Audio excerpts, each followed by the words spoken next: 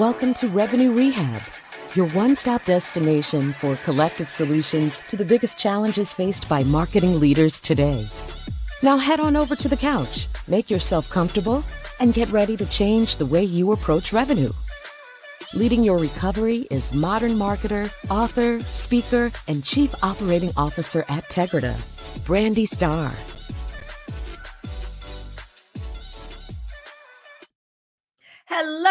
Hello, and welcome to another episode of Revenue Rehab. I am your host, Brandi Starr, and we have another amazing episode for you today. I am joined by Mike Simmons. Mike helps business leaders and founders to find clarity, stop second-guessing the work they do, and take the next logical step.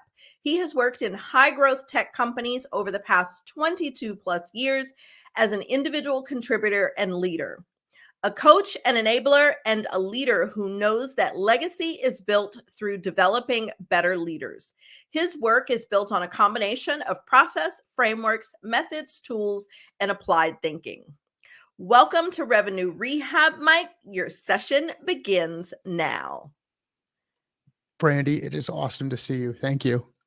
Awesome. I am excited to have you here. And before we jump in, I like to break the ice with a little woo-saw moment that I call buzzword banishment. So tell me, what buzzword would you like to get rid of forever?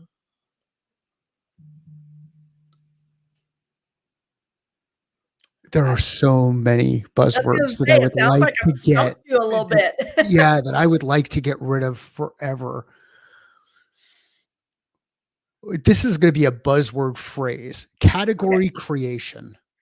I am tired of category creation, which is ultimately a reframing of stuff that we've done historically, and I think it creates more confusion. So I would like to banish category creation forever.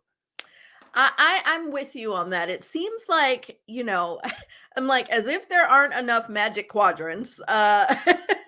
Yes. Everybody like aims to create a category, and it's like, for some businesses, it does make sense. Like, especially in tech, you look at all the different categories of technology that have evolved. Like, there are some places where it does actually make sense, but it's like if everybody creates their own super niche category, then it's like you're a category of one. And what does that really mean? What if we focused more on the problems we solve rather than the way we want to organize our technology to brand it? I mean, yeah. And I think, getting rid of the word category creation, I think about the trickle down of that. It's like you start to upend the whole analyst relations and the way that analysts work. And, I don't know that anybody other than the analysts would be upset by that. Sorry to all the Gartners listening. But yeah, it's like, because to me, that's where the category creation comes from. It is, how do we get the analysts to talk about us as this new thing that we drove? Yeah. So awesome. So now that we got that off our chest, I promise I won't say category creation, at least for this conversation. We can now talk about why I asked you to join me. So you are one of my journey guests. And I started this series because there's so much as leaders that we can learn about how others have progressed in their career. I think about when I was a little girl, there were very few career options. It was like, be a teacher, a doctor, a lawyer, an accountant. It was still all of the ones that my grandparents preached to me, but it was always a very logical, like linear career approach. It's like you do this, and then you get promoted to this and this and this, and then you work your way up to this one thing. And in reality, one, there's so many more careers than what people realize, but for no one, it's never really linear in that way. You move up, you move sideways. Sometimes you step backwards. Sometimes you take a couple of leaps. And so I know you have a really interesting career path to go-to-market leadership. So I'm excited to dive into that. And so my first question for you is, I believe in setting intentions. It gives us focus, it gives us purpose, and most important, it gives our listeners an understanding of what they should expect from our conversation. So what is your intention? What would you like people to take away from hearing about your career journey? Yeah, that it is a journey and it will meander. There will be ups and downs. You will go back and forth. There will be lessons learned. But as long as you continue to focus on next logical steps and take action relative to those next logical steps, you will ensure that you keep learning, keep testing, and keep moving forward. So my intention is that we pull it back to next logical steps and realize that those next logical steps won't always be apparent, but once you've identified them, it's really important to do the work and take that action. I love it. So let's jump way back. And something I always find interesting is when you were a kid, so as far back as you can remember, what did you want to be when you grow up? Because I'm sure, as a little kid, you weren't like, I want to be a go-to-market leader. Yeah. When I was a little kid, I wanted to play hockey for the Islanders. Like that was it. Like I was going to play ice hockey for the Islanders, and I didn't have the talent, the skills, all of the other stuff to be able to do it. But that's what I wanted to do when I was a kid. As I started to get a little bit older, I had no interest in getting into sales. Like I did not want to get into, I wouldn't even have called it revenue. I just didn't want to get into sales because that was what my dad did. And it wasn't the route that I wanted to go. It didn't seem like a comfortable thing. There was a lot of stuff going on inside the family. There was just all of this. And I attributed it with the role that he was in, not with the profession. So I wanted to be a hockey player. I would have loved to have played for the Islanders back then. In the 80s, they were winning Stanley Cups, and I did not want to get into sales. So that makes it clear that was not the path. So tell me about the start of your career. How'd you get started? How'd you find yourself in sales? Yeah. So I actually ended up getting into sales. Didn't really think about it as sales, but it was, I worked at Dial America telemarketing for a very, very short period of time while I was at Arizona State University, and I needed to generate money. And that was where, you could walk to the facility. There were a lot of kids from school that were going there. And that was my first entry into kind of telemarketing and talking to people and having people just show up on a dialer. And in that instance, I was the person who would interrupt you in the middle of your dinner and would ask you, would try to sell you children's books. And, that was my first entry. And I actually got fired from that job. And I misremember whether it was fired or quit, but it was one of those things where I was told that I was doing it wrong. Because I was going off script. I wasn't following the stuff that was written, and I was having what ultimately better conversations and more conversions, but I wasn't doing it the way that they wanted me to do it and needed me to do it, and had everybody else inside that kind of meat market farm doing things. So after that, I ended up getting a job at UPS, and I was at United Parcel Service for 7 years after that. So I kind of found my place in operations and operations management, and as a part-time supervisor after a quick stint at Dial America. And that reinforced to me that sales was not my thing. That was not the thing that I wanted to do, because especially if you had to do it the way that everybody else was doing it, that wasn't going to be for me.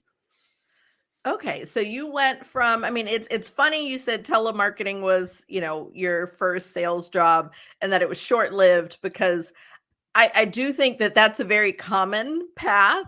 I know I got into what I thought was, they tell you there's all these career paths, and then our learning process was they had us in a grocery store parking lot trying to sell knockoff perfume.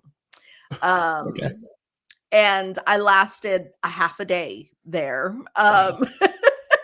That's awesome. And it mainly was only, it lasted half a day because there was no Uber and things back then. So it took me that long to figure out how I was going to get out of there, because they just kind of dropped us off in some random part of town. And that was the training for what was supposed to then be a telemarketing job. So Wow. it was, it's definitely a bait and switch, but most people that I know that started in some sort of telemarketing role, it was very much like, this is the convenient job. They target college students, and I didn't last very long. Okay, awesome. So you're at UPS, Yes. So 7 years. Sounds like that was your first sort of stint in leadership as a supervisor in an operations role. So how did you then shift from, like, what was the experience in being in operations and then somehow getting to go to market? Yeah. So I applied for a job inside UPS in it was a sales role inside a logistics component that we were starting up at that point. And the reason I share this one, I'll get into the what I ended up doing over at SmartForce afterwards. But the reason I share this one is because I didn't get the job. When I went through the personality assessment, it became clear that I would not be successful in sales. That according to their rubric, their measurements. So however I answered the questions, whatever I did, I was not made to be in a revenue role or in a sales role. And I stayed in the business for a little bit of time. And then I found this company that was a little bit closer to where I lived. And at that point we lived up in Cave Creek, Arizona. And this company brought together technology, which I like playing around with technology, and education. And I like educating and helping people be a better version of themselves. Like, that's my mission, help people do the things they want to do better and faster. So I found this company in the Scottsdale Airport called SmartForce, and they were doing this thing that they called e-learning back in 2000. And I just sent resume after resume after resume into the organization just to get in the door. Cause I thought, I can't believe that there's a company that exists that focuses on learning and education and technology and brings those things together. And my first role there, in the spirit of category creation, and there's nothing new except what has been forgotten, my first role there was as a learning consultant. And ultimately I was responsible for implementation success inside a large number of customers, smaller market customers that we had in the Northeast. And today you would call that role customer success. So newsflash, everybody, we thought about customers being successful, and we wanted them to be successful long before the customer success. And I know we said we weren't going to touch the buzzword, but I'll say it, customer success category creation happened. So that's an example of a good category creation. Okay. So that was your foray into a, somewhat sales role in customer success. And I know you were there for some time before you really, moved into more of a leadership role. And so talk to me a bit about that transition from independent contributor to leader, because I know that's generally a catalyst for a lot of people, and some people succeed and others not so much.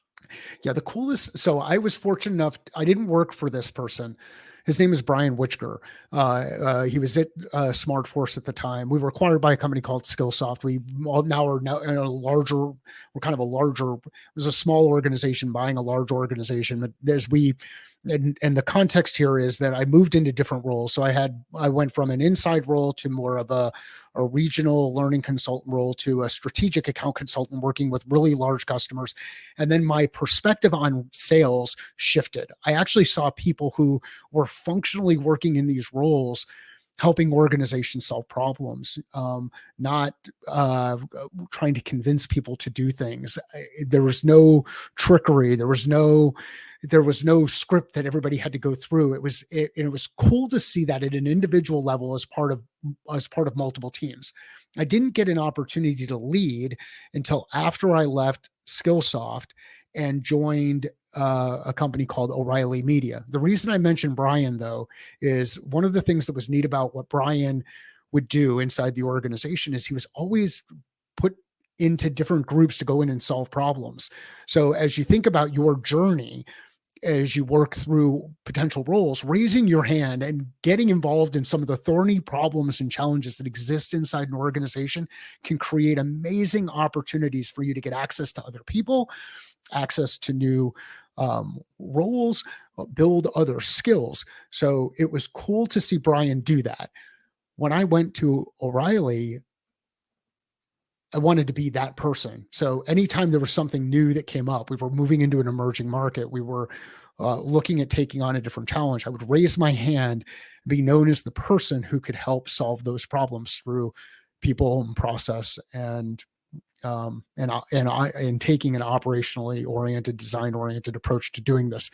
And I was fortunate enough to get my first leadership role there. One of the cool things about being in O'Reilly is they created an opportunity for me to move into different roles over an 8-year career. So I was 7 years at UPS, 7 years at SmartForce, and then 8 years SmartForce SkillSoft, and then 8 years at O'Reilly. And in the time at O'Reilly, I was both an individual contributor, I was a leader of the account management team, and when a leader of our channel team, and then my last role inside that organization, I was vice president of our Americas team, and I had responsibility both direct and indirect relative to what we were doing across North, Central, and South America. Okay. So it was, I was thinking it was at SkillSoft that you got your first cut your teeth, so to speak. But it was the next role. Yes. Yep.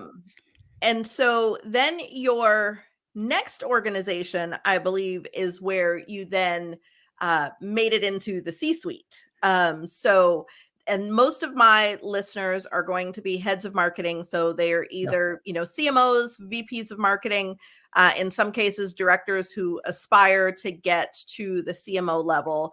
Yes. So talk about that, because I know that was a little bit of a different industry as well. Yeah.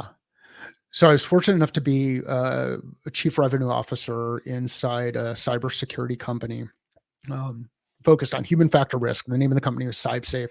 And I was the CRO there from the beginning of January 2021 through December of 2021. I left that business. It just wasn't the right fit for me relative to the things that I wanted to do broadly inside the market. But I would not have been in a position to be successful in that role. And I would say that I was successful in that role. And my team members would say the same thing. It just wasn't the right fit for me as I wanted to go forward. And the success that I had in that role was primarily driven by the opportunity to work across multiple functions inside each of the organizations that I had a chance to work with before. The relationship that I had with finance, the relationship I had with engineering, the relationship I had with product, the relationship that I had with HR, functional areas across the business put me into a position where I could better empathize with what each of the leaders in their functional area were dealing with inside the organization. Had I not gone across the business at my time at O'Reilly as the VP of Americas and work across finance and product and engineering, had I not done that, I would not have been able to put myself in the shoes of other leaders inside the business and be an effective leader at the C-suite. And if you're looking at that as a career progression, something that you want to do, identify opportunities where you can shadow, where you can work together, where you can engage with other leaders throughout the organization in other functional areas, and understand, how does the work that they do impact the business from their perspective? How do they think about the work that you do? What would they like to see differently relative to the work that you do? And if you go into those discussions with a genuine level of curiosity and interest in learning more about the work that they're doing, you will be in a much better position to work with folks like them in other roles inside other organizations. You may find that you need to leave your organization and to get that opportunity. Had I not left SkillSoft, I don't know what the leadership progression would have looked like. O'Reilly afforded that option to me. Starting Catalyst afforded the option to do some of the other stuff that I've done in each of those. But as we think about design, all of those experiences, think of them like Lego blocks that are working to build some masterpiece. And we don't know what the masterpiece is going to look like when we start. There are no instructions, but as we add each of the individual blocks, we start to see a picture come together. I love that analogy of the Lego blocks, because that very much is what most people's career looks like. Or I liken it to IKEA furniture, where you got all these parts and there's kind of instructions. Like there's a pamphlet with a bunch of weird looking pictures. So, like this is the framework if you want to, get here. But it really does, as you add each piece, it's like, oh, this is, what this thing is shaping out to be. Before we talk about what you're doing now at Catalyst, you hit on something a couple times that I want to, dig into a little bit. So you had talked about the thorny problems in being able to, your career growth comes in those opportunities of getting involved in where you see problems. You also talked about the importance of really working across multiple functions. One of the things I see today, and as a consultant, I've got my hands in a lot of different organizations of different sizes, et cetera. One thing that I see often is the not my monkeys, not my circus kind of mentality of, I see these problems, but I've got enough on my plate. I know the problems need to be solved, but I don't know that I can be the one to jump into these other things, those thorny problems. And so how do you balance, the opportunity? Because I do agree, like a lot of my career growth has come from me sticking my nose into problems that nobody asked me to be a part of. But how do you balance that, getting that experience, getting involved, making those connections with the fact that you still have a day job and those thorny problems may not be yours? Yeah, this is all hard stuff. Like it is hard stuff. The reason the problems exist is because it could be a number of reasons. It could be there's just not a priority inside the business to go ahead and address it. It could be that we're applying old thinking to the thing that created the problem itself. There are a number of reasons why problems will continue to persist inside organizations. Early on in your career, you're going to have more flexibility around raising your hand and getting involved and working on those problems. Later in your career, your primary function is, how do I remove or unblock some of those problems so that my team can go out there and do the work that they're doing? So I would look at it through two lenses, the early career lens and the later career lens. On the early career side of things, take advantage of the flexibility, ask questions, engage with others, share perspective on what you're seeing, not opinion, perspective based on what you've gathered working with customers. One of the cool things about being attached to revenue inside any organization is it is the lifeblood that will keep that business going. The revenue is not generated by people inside the organization. It's customers who are buying. So you have access to those customers. You can gain insight and perspective from customers and share that information inside the organization. Again, not your opinion, but summarizing perspective based on the data that you've captured. So it's an individual contributor. It's going to be, the path is going to be a little less complex because you can raise your hand and get involved. On the senior leadership side, this is where things get really challenging, because now not only do you have teams of people that are working on certain things inside organizations, those teams are working with other teams inside organizations. And one of the things that drives me absolutely nuts across senior leadership teams is the not my monkey, not my circus problem there, where, hey, that sounds like a revenue thing. I'm over here focused on product. I don't need to worry about the revenue thing.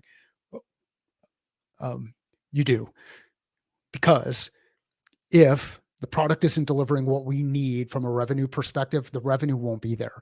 And it's not about revenue trying to exert pressure and demonstrate and tell product how to do their job. It's about sharing insights so product can do their job better. And if I, as a leader on the product side or on the revenue side, can start to or on the engineering side inside the organization, can actually come in and start to look at some of these problems with a different perspective, I might be able to ask a question that helps reveal a blind spot, that helps us actually change the way that we think, that helps us actually start to do different things, that helps us actually get those things done. And I've got resources of people inside my organization who, oh, by the way, might want to raise their hand and be involved in helping work on that problem and do the work. So that's where I can start to build scale and capacity and do those things. So I think I'd look at it from both perspectives: the individual contributor early career and who wants to raise their hand and let people know, and then the senior leader later on who can help with a different perspective and then knows those resources that they could potentially bring in. And I think the other thing that you talked about that I want to dig into a little bit is, you talked about there not being a clear growth path in some companies and leaving for opportunity. And so I know, I mean, obviously, once you get to the C-suite, then, there's not necessarily a next step. But for those people who have not yet made it there, this is something that I hear debated a lot, which is, longevity at one company where you're able to grow and move versus jumping ship and going somewhere else where you may get that opportunity faster. And so, looking at your career progression, you've definitely had like a clear linear where you're consistently stepping up all the way back from telemarketing. But you've also had long tenure at most of your organizations. So I'd love your thoughts about, for people who are, in that decision point of how long do I stay? Or, and even for some people in the C-suite, this, if you're C-suite small company, sometimes that up is C-suite larger company. So what are your thoughts on how people really think about that? Yeah. Get a magic 8 ball. And start shaking it around and ask that question. So you can ask the magic 8 ball the question, or and sometimes that's gonna work for people, because the reality is you don't know until you know, and until you're inside the organization. And I know that's a hard thing to reconcile with, because it's not helpful, it's not useful. So when we go through and we break down decision making, what I try to do is apply a couple of different frameworks or tools, and it depends on the specific decision that I'm making. One of the most common ones that people are aware of is the Eisenhower matrix, and that one folks will use relative to: do I do something? Do I decide whether or not to do it? Do I delegate it to somebody else, or do I eliminate it?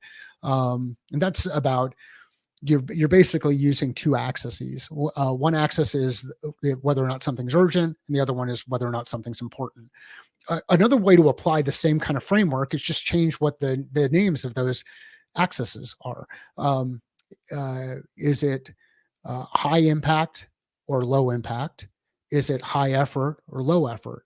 So now I've got, again, and like, we could do this visually, and I actually have a whiteboard that I could use and start drawing up it. And you'll see this used a lot in other things. But the point that I'm making is, let's look at the challenge that we're running into across two dimensions. The reason I want to look at the thing across two dimensions is if I say so focused on one, I'm going to create some bias and amplify blind spots relative to the decision, and I'm going to really struggle with things. The hard part about all of this is figuring out what are the two dimensions that I need to look at this through. So the two dimensions that I like to use, number one, does this thing bring me energy or suck the energy out of me? When I get done in the conversation, am I just so excited to go out and do more of it? Do I really like engaging with the people that I'm engaging with? Do I get high energy out of the discussions, or do I walk in and think, wow, I'm never going to get that time back. That's lost. This shouldn't have been this could have been in an email instead of a meeting, all that kind of stuff. So high energy, low energy, what kind of energy exchange? The other one is, is this something that I am really, really, really good at, or something that I struggle to do? So really, really good at doing, is it a skill? Is it a capability of mine? Or is it not a skill or capability of mine? So then when I look across this, if I'm inside an organization where I am getting high energy, but the thing that I'm working on is not really good and it's really, really hard, maybe I'm not in the right place, or I need to find some other resources to help me figure that stuff out. If it is something I'm really good at and my energy is just sucked dry every day that I'm engaged in a conversation, maybe there's someplace else where I can go and I can find that energy. So two dimensions, figure out what your 2x2 looks like, and then use that to help with decision making.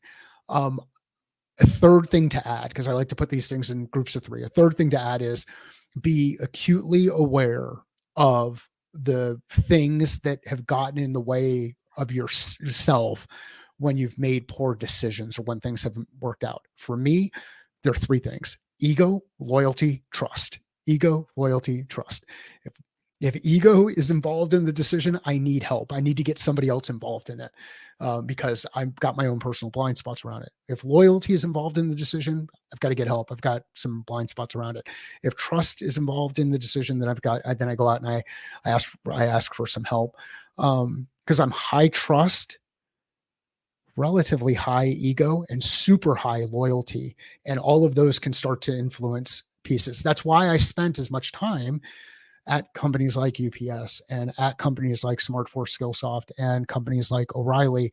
And in each of them, I look back and I say, you know what? I learned everything that I could. I got a lot of experience. I probably could have left each of those organizations a little bit earlier than I did. So then ask yourself that question: like, am I still learning? Am I gathering information? Am I advancing? So that way I added in a couple of other things than three, but there you go. Bonus items.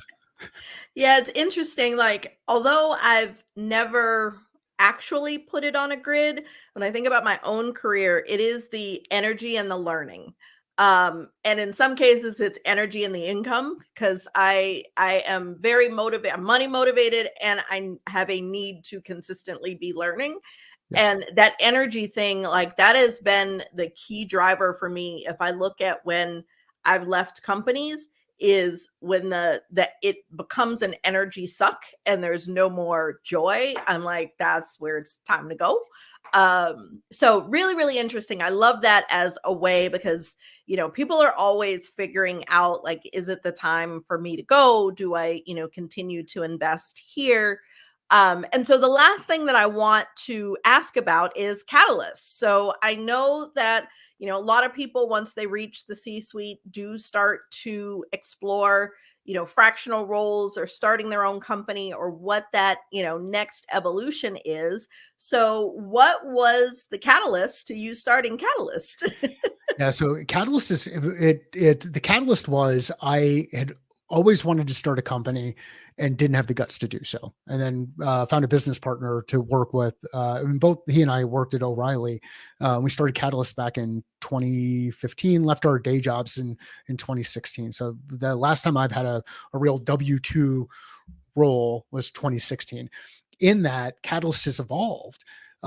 First it was, let's build revenue teams inside our organization and sell them back into organizations. And that there was too much risk on both the employee, our side, and the company side. So it wasn't a good model.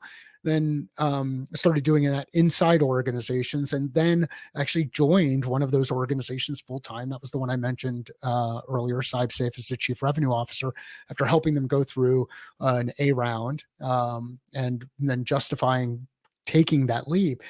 And ultimately, I realized it wasn't the right fit. I wasn't leading at the level that I expect out of someone of my capability, with a lot of the energy type thing. I had a team that was in the UK, all of that kind of stuff. But it was just, it's all been an evolution. The only way I was able to have been able to keep the business moving along in the way that it's moving along, and have the success that I've been able to have inside the business, is through the network connections that I've created. So referrals that happen out in the marketplace, demonstration of capability in each of those experiences that people have had with working with me. So this is a body of work where I've picked up a bunch of Lego pieces over time. And now I just keep rearranging those Lego pieces and creating opportunities to go in and help organizations who are struggling with the things that I found a knack for helping people solve for, which all tend to rotate around leadership, culture, revenue, and execution. Leadership, culture, revenue, and execution. So that's kind of the arc and the journey. I wouldn't be able to do this as effectively as I'm able to do it if I didn't have all of that experience, if I didn't have mentors that I worked with, if I didn't have teammates who pushed me, if I didn't have hard lessons learned relative to leading people, if I didn't make mistakes, if I didn't fail. So this is the continuation of all of that work, and that's how it will continue to evolve. That's amazing. Yeah, it is always interesting when people get to that point where it's like, okay, it's time to do my own thing. So talking about our challenges is just the first step, and nothing changes if nothing changes. And so in traditional therapy, the therapist will give the client some homework. But here at Revenue Rehab, I like to flip that on its head and ask you to give us some homework. So for those that are listening who are, figuring out what their career journey is going to look like, what action item would you give to everyone? Yeah. So I think a lot of people have played board games. There one board game that's out there is the Game of Life. And one of the cool things about the Game of Life is you meander around the board. You never really go backwards. You meander around the board. You continue to advance. Now, when I say meander, you might kind of move around but you never lose things that you've picked up. You haven't lost any of that experience. So I would think about your career journey as your game of life. What does the end look like? What does Z look like? Where do you want to go long term? Where are you at today? Where's A? A is where you're at today. Z is where you want to go. Well, okay. If we understand each of the steps, broad steps, kind of like you're driving on a road trip, if we understand all the broad steps from the end of the game we design backward from Z to A. Now let's go ahead and start taking the next logical steps, A, B, C, and D. So the homework is, think of this journey as your game of life, map it out on a board that looks just like the game of life. It works. Work a couple of steps backward from what things look like when you get to the end of the game, and then identify what is going to be necessary for you to get to that next gate. And that's how you'll define those next logical steps. Once you've defined them, you have to take them. You have to do the work, because what you will find is that next logical step may be wrong. It may not get you closer. But now you know.